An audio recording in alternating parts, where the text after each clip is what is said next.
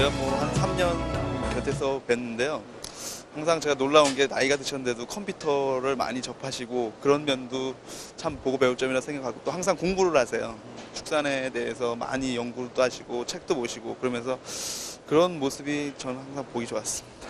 그 진프로는 그 체세포 감소에 상당히 도움을 줍니다. 예, 한번 써보신 분들은요, 이게 제품을 이제 안 쓰시게 되면은 효과가 나타나기 때문에 계속해서 이제 쓰는 게 농가에도 경제적으로 도움이 되기 때문에 계속 쓰는 것 같아요.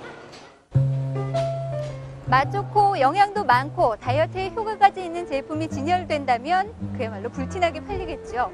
여러분들 과연 이런 제품이 어떤 것이 있을까 궁금하실 텐데요. 바로 우유입니다.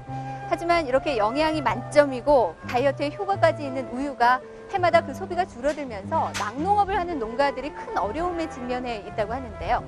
자, 이런 고민을 해결하는 데 큰 역할을 하신 분이 계십니다. 좋은 우유를 만들기 위해서 발벗고 나선 사람, 오늘 ABS가 만난 사람의 주인공입니다.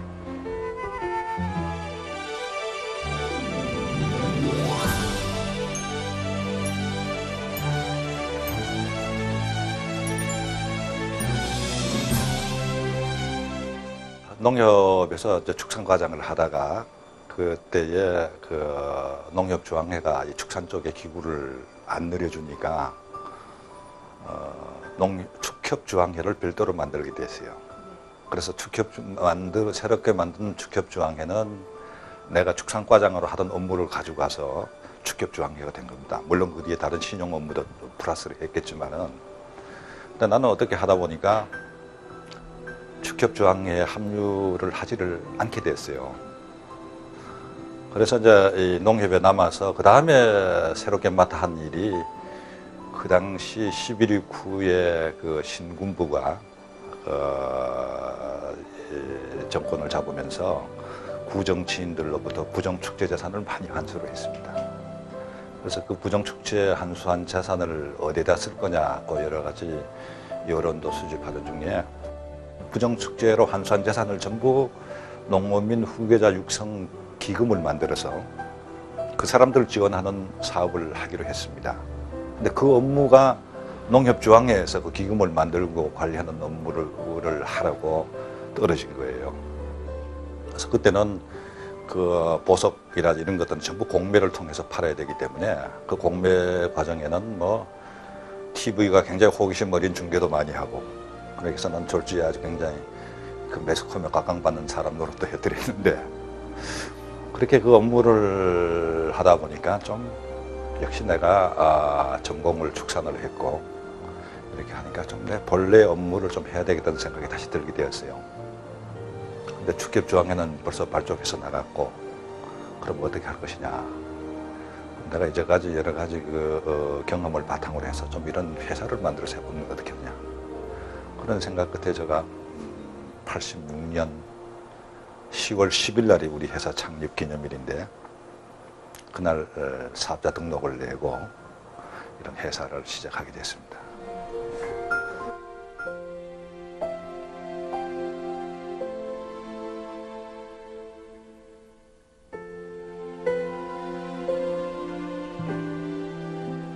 우리나라가 그 당시만 해도, 내가 농협에 처음 입사했을 당시 60년대만 해도 우리나라에 아기가 출산을 해도 아기를 먹일 수 있는 분유도 우리나라에서 만들지를 못했습니다.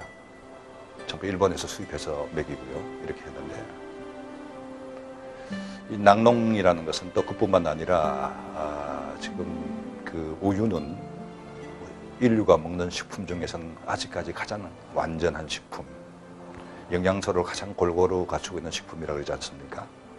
어릴 때 그런 우유를 충분하게 마시면은 우선 뇌세포도 아주 왕성하게 발육을 할 수가 있고, 체력도 강화가 돼서 그 결과가 이제 올림픽에 금메달도 딸 수도 있고 또 노벨상도 많이 받을 수 있지 않겠느냐. 그래서 제가 이 회사를 시작하면서도 우선 뭐 이 축산이라 그러면은 여러 축종이 다 해당되겠습니다만은 우선 1차적으로 뭔가 좀 품질 좋은 우유, 그것도 국제 경쟁력을 갖추도록 생산할 수 있는 데에 내가 가진 지식이라든지 경험을 좀 보탤 수 있었으면 좋겠다 하는 그런 생각이 가장 큰 그러한 그 생각이라 할 수 있겠죠.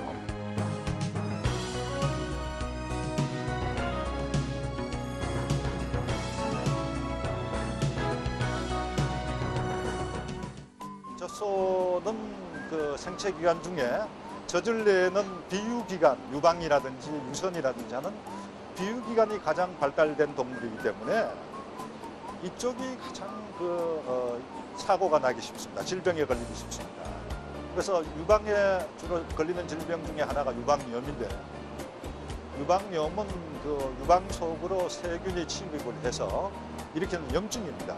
유방염이 낙농하는 사람들 소득하고 직결이 되어 있기 때문에 미국 연방정부 산하에 유방염 대책위원회라는 위원회도 있습니다. 그래서 정부 차원에서 어떻게 하면은 이 젖소의 유방염을 예방을 하고 체세포를 줄이냐 하는 곳에 이제 연구도 많이 하고 예산도 많이 투자를 하고 이렇게 하고 있죠. 근데 미국의 유방염 대책위원회, 농무성 산하 유방염 대책위원회에서도 그 효과를 인정한 유방염 제재, 체세포를 줄이는 제재가 바로 진프로입니다. 진프로는 이 회사, 미국에 있는 회사 이름이 진프로인데 이 회사가 만든 대표 제품 이름도 역시 진프로입니다. 이 제품은 아연과 메치오닌이라는 아미노산을 1대1로 결합을 시켜가지고 젖소한테 급여를 했을 때에 거의 90% 이상이 흡수가 돼서 혈액을 통해서 상처난 유방 부위로 가서 유방 속에 상처난 부위를 빨리 아물게 해서 유방염 증세를 낮추고 그 결과로 체세포 수를 줄여주는 그런 훌륭한 약제입니다.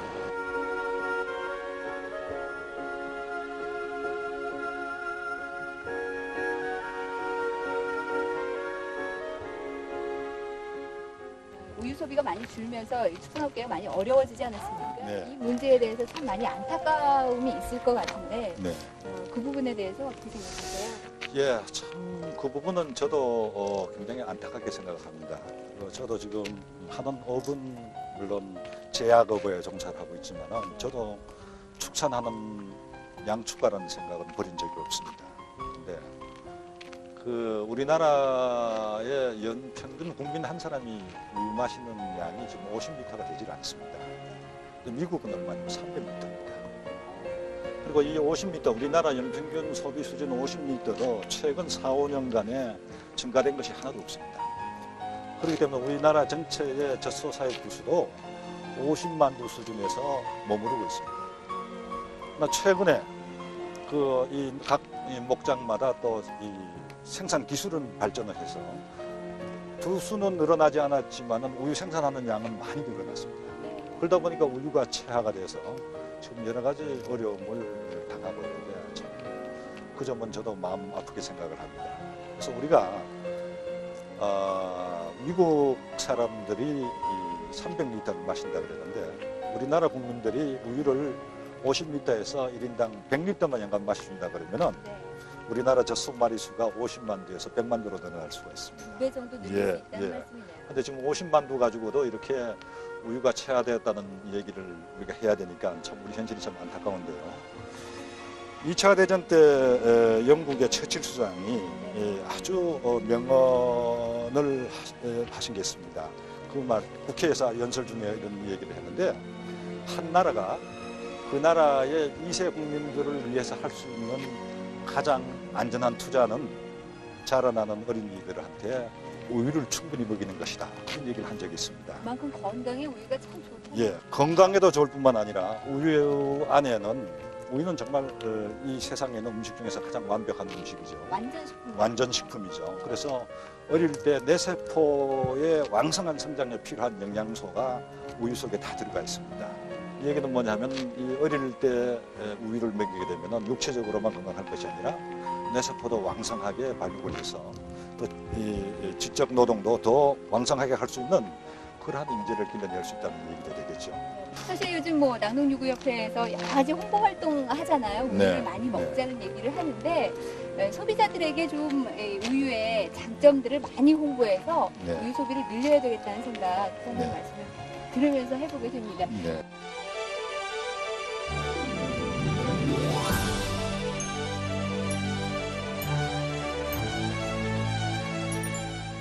예, 저는 평생이라 하기에는 너무 이른 것 같습니다만 이제까지 축산의 쪽에서 종사를 하면서 지내왔습니다. 그리고 또 수입 개방이 돼서 외국의 상품이 들어온다 하더라도 우리나라를 생각을 할 때는 이 축산이 없는 그런 우리나라 경제라는 걸 생각할 수가 없죠. 그래서 시대가 바뀜에 따라서 여러 가지 우리 축산업계가 많은 문제점을 안고 있지만은 미력 하나마저나 우리 회사는 저희 신한바이오캠 직원들은 우리 한국 축산이 직면하고 있는 여러 가지 문제, 앞으로 직면할 문제에 대해서 뭔가 그 해결에 도움이 되는 기술 정보를 개발을 하고 보급하는데 최선을 다하려고 합니다.